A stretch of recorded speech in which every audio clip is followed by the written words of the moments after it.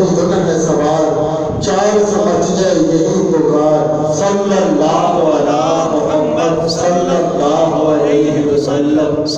درود پاک کے فضائل کی کتابوں میں لکھا ہے کہ میرے آقا علیہ السلام کا فرمان ہے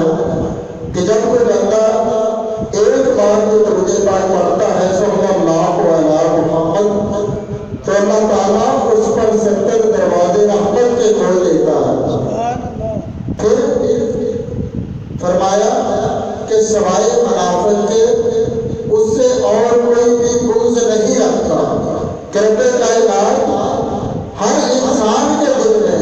یہ درود پاک پڑھنے والے کے لیے ہر دل میں محبت پیدا فرما دیتا ہے، ہر شخص اس سے محبت کرنے والا بن جاتا ہے، ہر شخص اس کا ادب اور احترام کرنے والا بن جاتا ہے، جو اپنی زبان پر عشق و محبت کے ساتھ صلی اللہ علیہ محمد کا وظیفہ سجا لیتا ہے، جو اس طریقے سے نام محمد کا وظیفہ کرنا شروع کر دیتا ہے، رب کائنات دنیا والوں کے دلوں میں اس کی محبت پیدا کر دیتا ہے۔ فرمایا کہ پھر سوائے منافق